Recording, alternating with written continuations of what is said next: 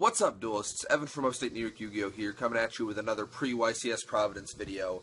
This video today will be talking about side deck choices for the big three decks, which I expect to be the best decks going into this event, being KOZMO, Monarch, and Burning Abyss. I know Burning Abyss is once again not expected to be in favor for this tournament, but I still think it has a better chance than other decks such as Pendulum and so on and so forth. So we're going to take it away with our first deck being KOZMO. So the first of the three cards, because I'm going to be doing three cards for each of these decks. The first one I would be using against KOZMO in particular would be Artifact Lancia.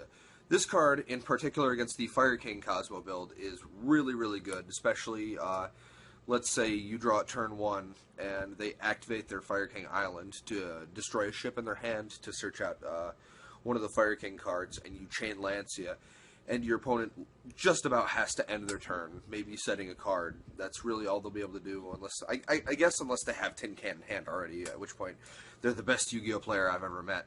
But that's besides the point. This card is really good, and it's able to shut down a massive play involving an Infinity, a Leviair, a Straw Man, and a Tin Can, which is pretty okay in my book. The second card we'll be talking about is Majesty's Fiend, which is fairly obvious.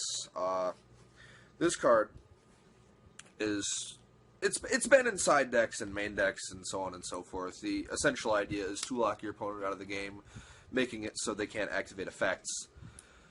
And the third one, I was originally thinking about using Imperial Ironwall, but I think I've gone to the idea of using, I think Mind Crush is probably going to be the more optimal choice, just because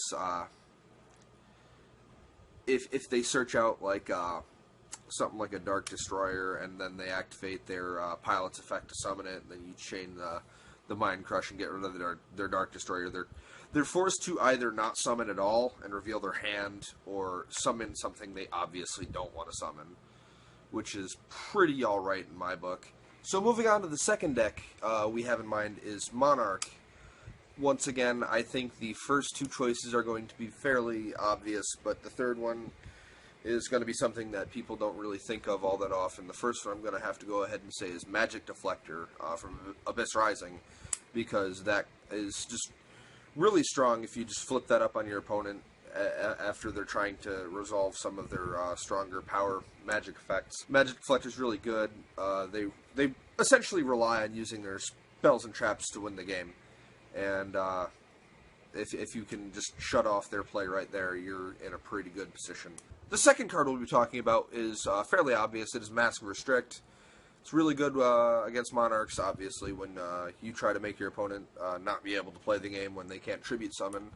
It's not as good against the XYZ build, because they can make like Exceeds and just not care as much, but it's still obviously really good because stopping Aether is important, and so on and so forth like that. That being said, the third card I have in mind is very good against the deck in general, and fantastic against Aether in particular. This card is Breakthrough Skill, because Breakthrough Skill is like Effect Veiler that you can do twice.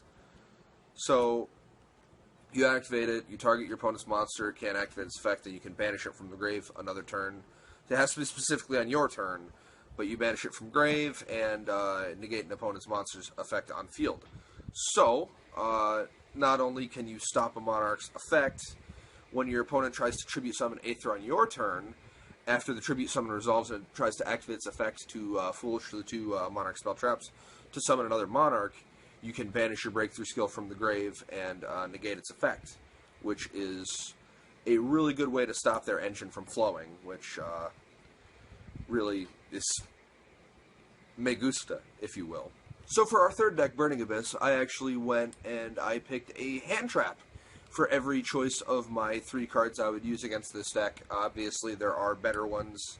There's better cards to use in case your deck will allow to play such floodgates like Dimensional Fissure and Macrocosmos and Soul Drain and all that goodiness, but we're looking at it as if we're playing one of these decks as well, and you want to have an edge out on your opponent. So the first one I would use is without a doubt Ghost Reaper and Winter Cherries, recently out of the newest Shining Victories pack, which is an auto win button against Dante.